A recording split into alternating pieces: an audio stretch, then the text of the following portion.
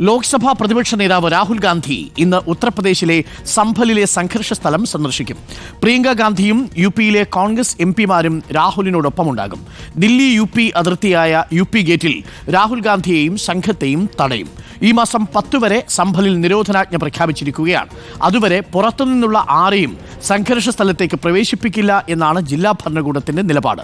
Delhi U P അതിർത്തിയിൽ വൻ police സന്നാഹത്തെയാണ് വിന്യസിച്ചിരിക്കുന്നത്. ദില്ലി യു പി അതിർത്തിയിൽ നിന്നും ആദിൽ പാലോട് നമുക്കൊപ്പം ചേരും. Adil Palode, very good morning Adil. തണുപ്പുണ്ടാവുമെന്ന് എനിക്കറിയാം. ആ അതിർത്തിയിൽ ഇന്നലെ കർഷകരുടെ സമരം റിപ്പോർട്ട് ചെയ്യുന്നുണ്ടായിരുന്നു ആദിൽ അവിടെ നിന്ന്. ഇന്നിപ്പോൾ ഈ തണുപ്പിനെയൊക്കെ പ്രതിരോധിച്ചുകൊണ്ട് കോൺഗ്രസ് നേതാക്കൾ കൂടി അതിർത്തിയിലേക്ക് എത്തുകയാണ്. പക്ഷെ ഒരു കാരണവശാലും സംഭലിലേക്ക് പോകാൻ അവരെ അനുവദിക്കില്ല എന്നുള്ളത് ഉറപ്പല്ലേ? ഇന്നലെ മജിസ്ട്രേറ്റ് കോടതിയുടെ ഉത്തരവ് പ്രത്യേകമുണ്ടായിരുന്നു. രാഹുലിനെ എവിടെ വെച്ച് ഉത്തർപ്രദേശിൽ കണ്ടാലും അവിടെ വെച്ച് തടയാനാണ് മജിസ്ട്രേറ്റ് കോടതി ഉത്തരവ് നൽകിയിരിക്കുന്നത്. സംഭാൽ പള്ളിയിലെ സർവേയുമായി ബന്ധപ്പെട്ട് പ്രതിപക്ഷം ഉയർത്തുന്ന പ്രതിഷേധം ശക്തമാകുന്നതിനിടയിലാണ് ഈ സന്ദർശനം. എന്തായിരിക്കും ഇന്ന് സാധ്യതകളുള്ളത്? Adil Palode, good morning. Very good morning Arunkumar. ഇപ്പോൾ നമ്മളുള്ളത് യു പി ഗേറ്റിലാണ്. ദില്ലിയിൽ നിന്നും യു പിയിലേക്ക് പോകുന്ന അതിർത്തി മേഖലയാണ് ഇത്. എന്നാൽ ഇവിടെ വെച്ച് തന്നെ തടയാനുള്ള തീരുമാനമാണ് ഇപ്പോൾ പോലീസിന്റെ ഭാഗത്ത് നിന്ന്, യു പി പോലീസിന്റെ ഭാഗത്ത് നിന്ന് ഉള്ളത്. ദൃശ്യങ്ങൾ നമ്മുടെ വീഡിയോ ജേർണലിസ്റ്റ് കണ്ണൻ പ്രസന്നൻ കാണിച്ചു തരും. വലിയ പോലീസ് സന്നാഹമാണ് ഇവിടെ ഒരുക്കിയിരിക്കുന്നത്. കഴിഞ്ഞ ദിവസം മുസ്ലിം ലീഗിന്റെ പ്രതിനിധി സംഘം ഈ സംഭലിലേക്ക് സന്ദർശിക്കാനായി പോയപ്പോൾ ഗാസിയാപൂർ ഇവിടെ നിന്നും കുറച്ചുകൂടി മാറിയാണ് പോലീസുകാർ അവരെ തടഞ്ഞതെങ്കിൽ, പക്ഷേ കുറച്ചുകൂടി മുൻവശത്ത് മുൻപേ തന്നെ തടയാനുള്ള തീരുമാനമാണ് യു പി പോലീസ് രാഹുൽ ഗാന്ധിയുടെ കാര്യത്തിൽ എടുത്തിരിക്കുന്നത്. രാഹുൽ ഗാന്ധിയും പ്രിയങ്ക ഗാന്ധിയും യു പിയിൽ നിന്നുള്ള കോൺഗ്രസ് എം പിമാരും അടങ്ങുന്ന സംഘമാണ് സന്ദർശിക്കുക.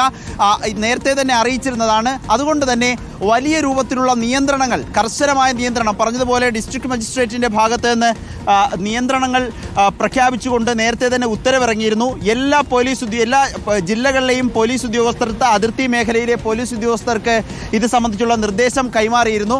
പ്രധാനമായും പറഞ്ഞിരുന്നത് രാഹുൽ ഗാന്ധി വരുന്നത് അംഗീകരിക്കാൻ കഴിയില്ല. അതിന് പ്രധാന കാരണം ഈ മാസം 10-ാം തീയതി വരെ സംഭലിൽ നിരോധനാജ്ഞ പ്രഖ്യാപിച്ചിരിക്കുകയാണ്. ഷാഹി ജുമാ മസ്ജിദിലെ സർവേയുമായി ബന്ധപ്പെട്ട് കഴിഞ്ഞ മാസം 24-നാണ് സംഘർഷമുണ്ടാകുന്നത്. 5 പേർ വെടിയേറ്റ് കൊല്ലപ്പെടുന്ന സാഹചര്യം കൂടി ഉണ്ടായി. ഈ പശ്ചാത്തലത്തിലാണ് നിയന്ത്രണങ്ങൾ ഏർപ്പെടുത്തിയത്. നേരത്തെയുള്ള നിയന്ത്രണം 10-ാം തീയതി വരെ നീട്ടുകയായിരുന്നു. ഈ സമയത്തേക്ക് പുറത്തുനിന്നുള്ള ഒരു പ്രതിനിധി സംഘത്തെയും അകത്തേക്ക് കടത്താൻ കഴിയില്ല എന്നതാണ് ജില്ലാ ഭരണകൂടത്തിന്റെ നിലപാട്.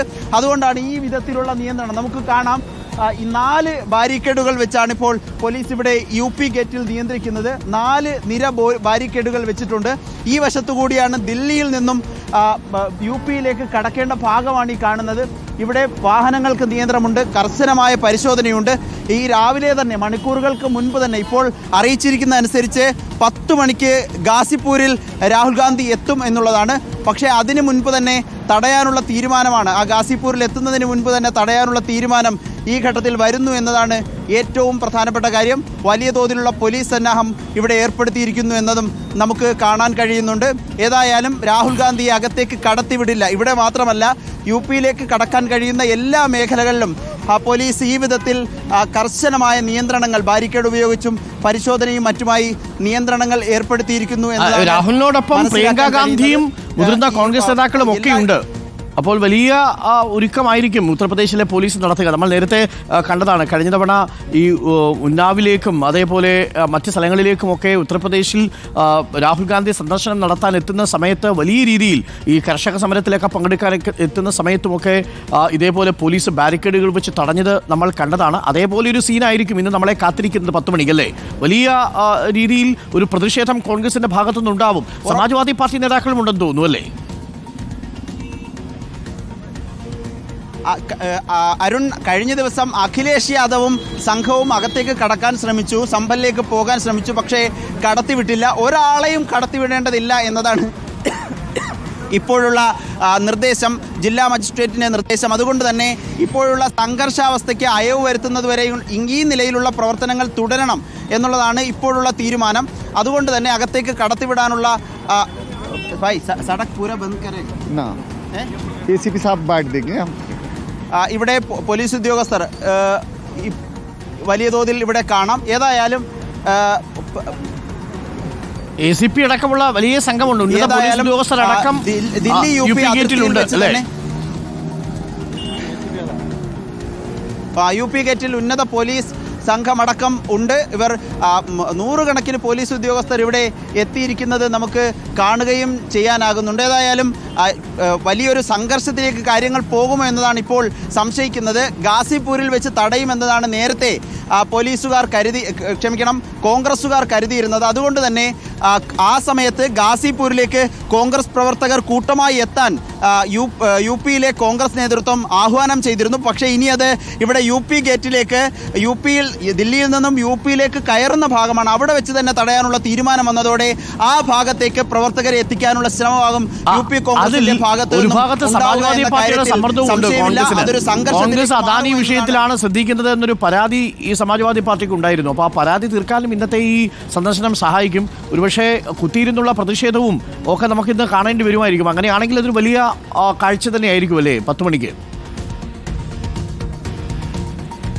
ഉറപ്പായും സംശയമില്ല. അരുൺ പറഞ്ഞത് വളരെ പ്രധാനപ്പെട്ട ഒരു പോയിന്റാണ്. കാരണം പാർലമെന്റിൽ ഈ ഇന്ത്യ മുന്നണിക്കുള്ളിൽ കോൺഗ്രസ് ഒറ്റപ്പെടുന്നതാണ് കഴിഞ്ഞ 2 ദിവസത്തെ കാഴ്ച. അദാനി വിഷയം മാത്രം ഉന്നയിക്കുമ്പോൾ അതല്ല, സമ്പൽ വിഷയം ഉന്നയിക്കണം, ബംഗ്ലാദേശ് വിഷയം ഉന്നയിക്കണം, വയനാട് വിഷയം ഉന്നയിക്കണം എന്നതടക്കം പല ആവശ്യങ്ങൾ മറ്റ് കക്ഷികൾ തൃണമൂൽ കോൺഗ്രസ് ആവട്ടെ SP ആകട്ടെ അങ്ങനെ ഉന്നയിച്ചിരുന്നു. പക്ഷേ കോൺഗ്രസിന് അദാനി തന്നെ വേണം എന്നുള്ളതായിരുന്നു ആവശ്യം. അതിനിടെയാണ് സമ്പലിലേക്ക് ശ്രദ്ധ മാറ്റിക്കൊണ്ട് രാഹുൽ ഗാന്ധി, ഇന്ന് പാർലമെന്റ് ദില്ലിയിൽ നടക്കുന്നുണ്ട്, അതിനിടെ രാവിലെ തന്നെ രാഹുൽ ഗാന്ധിയും സംഘവും, അതിൽ പ്രധാനം പ്രിയങ്ക കൂടി ഉണ്ട് എന്നുള്ളതാണ്, ആ നിലയിൽ പോരാട്ടത്തിനുറച്ച് തന്നെ രാഹുൽ ഗാന്ധി സമ്പലിലേക്ക് യാത്ര തിരിക്കുമ്പോൾ തടയാനുള്ള സന്നാഹങ്ങളും ഇവിടെ തയ്യാറായി കഴിഞ്ഞിരിക്കുന്നു. എങ്ങനെയാകും ഇനി അടുത്ത മണിക്കൂറുകൾ ദില്ലിയിൽ ഉണ്ടാവുക എന്നതാണ് ഏറ്റവും ആശ്ചര്യമുണർത്തുന്ന കാര്യം. അതിൽ നമുക്ക് തത്സമയ വിവരങ്ങൾ കൊടുക്കാം, ഇടയ്ക്ക് വാർത്തകൾ അപ്ഡേറ്റ് ചെയ്യാം. കൂടുതൽ പോലീസ് സന്നാഹം എത്തുമ്പോൾ നമുക്ക് വാർത്തകളിലേക്ക് തിരിച്ചു വരാം. ആദിൽ പാലോടാണ് ഇപ്പോൾ യു പി ഗേറ്റിൽ നിന്നും തത്സമയ വിവരങ്ങൾ നൽകുന്നത്. ഒരു പൊളിറ്റിക്കൽ ആക്ഷൻ ഡ്രാമയ്ക്ക് വേണ്ടി പ്രേക്ഷകർ തയ്യാറെടുത്തോളൂ. ഇന്ന് 10 മണി ഡ്രാമയല്ല, അത് യഥാർത്ഥത്തിലുള്ള റിയാലിറ്റി തന്നെയാണ്. സമ്പലിൽ നടക്കുന്നത് നമുക്ക് അങ്ങനെ അങ്ങോട്ട് ഉൾക്കൊള്ളാൻ പറ്റാത്ത കാര്യങ്ങളാണല്ലോ. ജുഡീഷ്യറി ഉപയോഗിച്ചുകൊണ്ട്, പ്രാദേശിക ജുഡീഷ്യൽ സംവിധാനങ്ങൾ ഉപയോഗിച്ചുകൊണ്ട് ഒരാൾ ഹർജി കൊടുത്തിട്ട് പറയുന്നു ഈ പള്ളിയുടെ പഴക്കം ഒന്ന് പരിശോധിക്കണം, ആ പള്ളിയുടെ അമ്പലത്തിൻ്റെ ഈ ജനലിലും ചില്ലകളിലും ഒക്കെ ചില ചിഹ്നങ്ങളും വിഗ്രഹങ്ങളുടെ സാന്നിധ്യവും ഒക്കെ കണ്ടെത്തിയിരുന്നു എന്ന് സംശയമുണ്ട്. ഉടൻ തന്നെ ആ കോടതി ഉത്തരവിടുകയാണ്, എന്നാൽ സർവേ നടത്തിക്കോളൂ. അങ്ങനെ സർവേ നടത്താൻ വരുന്നു. ആർക്കിയോളജിക്കൽ സർവേ ഓഫ് ഇന്ത്യയെ കൂട്ടുപിടിക്കുന്നു.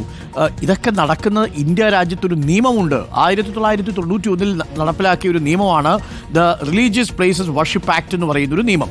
അതുപ്രകാരം 1947 ഇന്ത്യക്ക് സ്വാതന്ത്ര്യം കിട്ടുമ്പോൾ എങ്ങനെയാണോ മതസ്ഥാപനങ്ങളുടെ അവസ്ഥ അതേ നില തുടരണം എന്നുള്ളതാണ്. ഇല്ലെങ്കിൽ എന്താ സംഭവം? ഓരോ ദിവസവും ഇങ്ങനെ അവകാശം ഉന്നയിച്ചുകൊണ്ടേയിരിക്കും. അങ്ങനെ അവകാശം ഉന്നയിച്ച് എത്ര കാലം നമുക്കിങ്ങനെ പോകാൻ പറ്റും? കുഴിച്ചു പോയിട്ട് വല്ല കാര്യമുണ്ട്? ഇതാണ് ചോദ്യം. അതാണ് നമ്മുടെ നാട്ടിലെ സമാധാനം നഷ്ടപ്പെടുത്താതിരിക്കാൻ വേണ്ടി ഇത്തരം കാര്യങ്ങൾ ചെയ്യരുത് എന്നുള്ളതാണ് പൊതുവായിട്ടുള്ളൊരു വിലയിരുത്തൽ. ഇന്ന് കോൺഗ്രസിൻ്റെ സന്ദർശനത്തിൽ മറ്റൊരു രാഷ്ട്രീയ ലക്ഷ്യം കൂടിയുണ്ട്. കാരണം ഇന്ത്യ സഖ്യം പാർലമെന്റിൽ ഇത്തവണ ഒരു ഫ്ലോർ മാനേജ്മെന്റിൽ ദയനീയമായി പരാജയപ്പെട്ടിരിക്കുകയാണ്. CPIക്ക് ഒരു നിലപാട്, സമാജ്വാദി പാർട്ടിക്ക് ഒരു നിലപാട്, തൃണമൂൽ കോൺഗ്രസിന് ഒരു നിലപാട്.